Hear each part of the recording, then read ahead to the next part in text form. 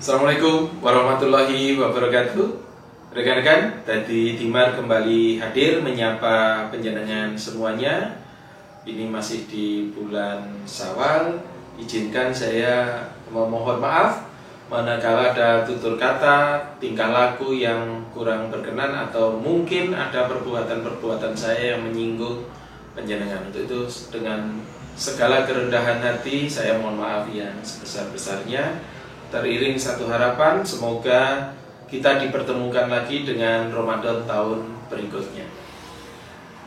Rekan-rekan, saat ini sedang ramai diperbincangkan terkait dengan pendirian Koperasi Desa Merah Putih. Sebelum masuk ke sana, beberapa waktu yang lalu saya juga membuat konten tentang persiapan Koperasi Desa Merah Putih, persiapan pendiriannya maksudnya. Nah, beberapa waktu yang lalu saya datang ke beberapa teman yang ada di desa, kemudian ketemu dengan para penggiat desa. Banyak sekali pertanyaan yang mengalir terkait dengan masalah Koperasi Desa Merah Putih ini dan bagaimana keberlangsungannya dengan BUMDes. Izinkan saya menyampaikan rekan-rekan bahwa desa itu, pemerintah desa adalah bagian dari sistem pemerintahan di negara kita. Artinya kita tidak bisa keluar dari sistem pemerintahan ini. Kebijakan pemerintah harus dijalankan sampai dengan subsistem yang terkecil, yang terdepan adalah desa. Maka pada kesempatan ini saya sampaikan, kita memang seharusnya menjalankan program-program pemerintah termasuk dengan niatan baik pemerintah untuk mendirikan Koperasi Desa Merah Putih. Sebelum melakukan pembentukan, saat ini banyak sekali referensi yang kemarin saya kumpulkan. Salah satunya adalah saya ingin sampaikan pokok-pokoknya dulu, pengenalan dulu tentang peristilahan terkait dengan aturan main pendirian Koperasi Desa Merah Putih ini. Kalau saya lihat beberapa referensi yang saya baca, ini sudah ada petunjuk pelaksanaan dari Menteri Koperasi nomor 1 tahun 2025. Kemudian saya juga membaca dari Undang-Undang nomor 25 tahun 1992 tentang perkoperasian dan turunannya, ya, banyak sekali aturan turunannya. Nah, pada kesempatan ini sebelum kita membentuk Koperasi Desa Merah Putih, saya ingin sampaikan dulu tujuan dari pemerintah itu membentuk Koperasi Desa Merah Putih ini adalah nawatu pemerintah adalah secara umum pemerintah itu bagaimana kesejahteraan masyarakat di Indonesia ini bisa meningkat, dimulai dari masyarakat yang ada di desa dan kelurahan. Karena tidak ada warga negara Indonesia yang tidak tinggal di desa atau di kelurahan. Artinya sebagai bagian dari subsistem pemerintahan, penjenengan semua, saya, penjenengan, kemudian teman-teman yang ada di desa dan kelurahan, ini merupakan bagian sentral dalam penyelenggaraan pemerintahan, khususnya melaksanakan program pemerintah. Manfaat pembentukan Koperasi Desa atau Koperasi Kelurahan Merah Putih ini, yang pertama adalah meningkatkan kesejahteraan masyarakat desa dan kelurahan, menciptakan lapangan kerja, memberikan pelayanan secara sistematis dan cepat, meningkatkan partisipasi masyarakat dalam kegiatan ekonomi melalui koperasi, modernisasi manajemen sistem perkoperasian, menekan harga, ini yang dimau pemerintah, supaya semuanya terjangkau, menekan harga di tingkat konsumen. Kemudian khusus untuk para pelaku pertanian, sektor pertanian, meningkatkan harga di tingkat petani hingga nilai tukar petani atau NTP atau kesejahteraan petani ini naik. Ini tujuan pemerintah. Kemudian juga menekan pergerakan tengkulak, memperpendek rantai pasokan, kemudian meningkatkan inklusi keuangan. Ini yang paling banyak, menjadi akselerator, konsolidator dan agregator usaha mikro, kecil dan menengah. Kemudian menekan tingkat kemiskinan ekstrim, dan yang terakhir adalah menekan laju inflasi. Itulah tujuan dari pendirian Koperasi Desa Merah Putih. Kemudian sebelum masuk ke pembahasan, nanti akan saya bagi beberapa konten rekan-rekan supaya tidak terlalu panjang. Karena banyaknya pertanyaan, saya ingin menyampaikan dulu tentang gambaran umum dan peristilahan yang ada di Koperasi Desa Merah Putih. Koperasi ini adalah badan usaha yang beranggotakan orang, per orang atau perseorangan atau badan hukum, dengan melandaskan kegiatan berdasarkan prinsip koperasi sekaligus sebagai gerakan ekonomi rakyat yang berdasar atas asas kekeluargaan. Ini yang pertama yang ingin saya sampaikan. Kemudian, apa tuh sebetulnya Koperasi Desa Merah Putih ini? Dari beberapa referensi dapat disimpulkan bahwa Koperasi Desa Merah Putih ini adalah koperasi yang beranggotakan warga yang berdomisili di desa atau kelurahan yang sama dan dibuktikan dengan KTP. Artinya kita ini sudah single data terkait dengan masalah kependudukan. Jadi koperasi ini adalah didirikan oleh warga desa atau warga kelurahan yang sejenis atau dalam satu wilayah yang dibuktikan dengan KTP-nya.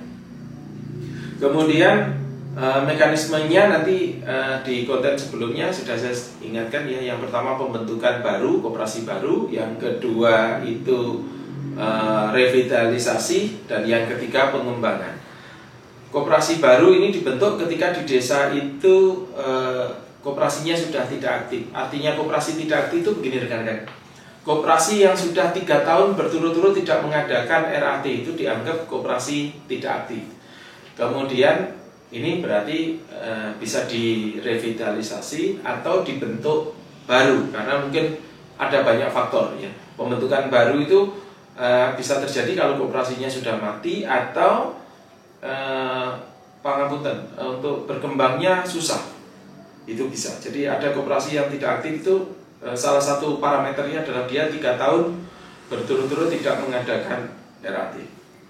Kemudian pada saat saya ke desa, ada beberapa rekan yang menyampaikan bahwa di desa itu ternyata sudah ada, apalagi untuk wilayah Jawa Timur, ada namanya koperasi wanita. Ini dulu bentukannya berdasarkan kebijakan dari pemerintah Provinsi Jawa Timur pada waktu itu. Ini boleh dikembangkan, boleh juga direvitalisasi. Jadi koperasi Kopuan ini juga bisa digunakan. Nah, untuk itu nanti tergantung dari masing-masing desanya. Kemudian yang berikutnya itu yang dimaksud koperasi aktif dan koperasi tidak aktif. Kemudian ada juga nanti peristilahan dalam pembuatan Kopdes ini adalah penggabungan.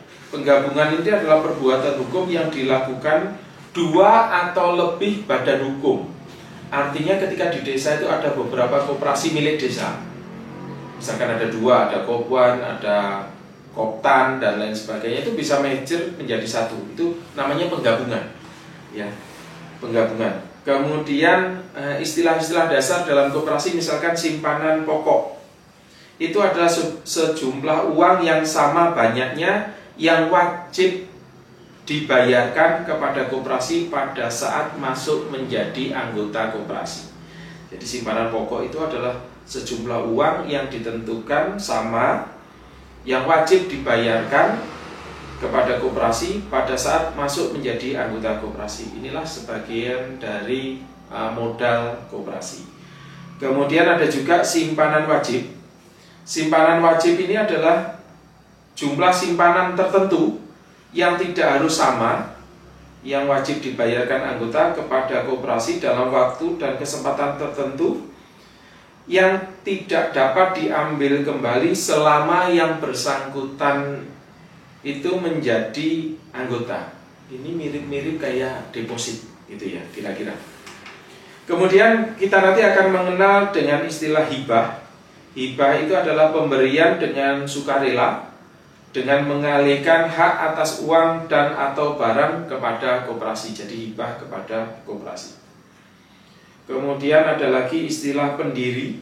Pendiri ini adalah orang-orang atau beberapa koperasi yang sudah berbadan hukum yang memenuhi persyaratan keanggotaan dan menyatakan diri menjadi anggota serta hadir dalam rapat pendirian koperasi. Nanti untuk rapat pendirian koperasi secara teknis akan kita bahas dalam konten berikutnya. Kemudian yang berikutnya nanti kita juga akan dikenalkan dengan istilah klasifikasi baku lapangan usaha Indonesia atau kita nyebutnya KBLI. Ini adalah kode klasifikasi yang diatur oleh lembaga pemerintah non-kementerian yang menyelenggarakan urusan pemerintahan di bidang statistik. Artinya nanti ini salah satu menjadi bentuk kelompok-kelompok usahanya koperasi. Kita mengenal ada beberapa kelompok usaha koperasi nanti yang akan dibentuk. Kemudian ada lagi istilah pengurus, pengawas. Nah, itu seperti apa? Pengurus itu adalah anggota koperasi yang diangkat dan dipilih dalam rapat anggota untuk mengurus organisasi dan usaha koperasi. Jadi pengurus koperasi itu adalah anggota koperasi. Kemudian yang berikutnya pengawas. Pengawas ini adalah anggota koperasi yang diangkat dan dipilih dalam rapat anggota untuk mengawasi pelaksanaan kebijaksanaan dan pengelolaan koperasi. Ini namanya pengawas. Kemudian kita nanti akan dikenalkan dengan pengelola. Ini adalah anggota koperasi dan atau pihak ketiga yang diangkat oleh pengurus dan diberi wewenang untuk mengelola usahanya koperasi. Nah, dalam pembentukan nanti juga akan ada istilah hubungan kekerabatan ya, keluarga semenda. Ini memang pengurus tidak boleh mempunyai hubungan semenda. Apa itu keluarga semenda atau hubungan semenda? Adalah satu pertalian kekeluargaan karena akibat dari proses perkawinan atau pernikahan dan atau pertalian darah, punya hubungan darah.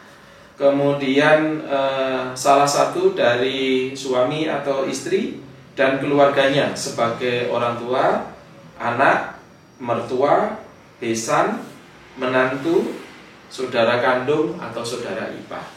Itulah beberapa istilah nanti yang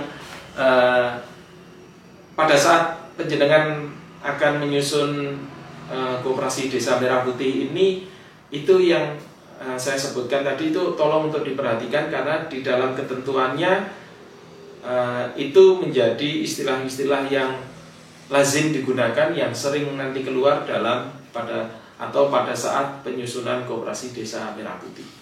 Itu dulu rekan-rekan peristilahan umum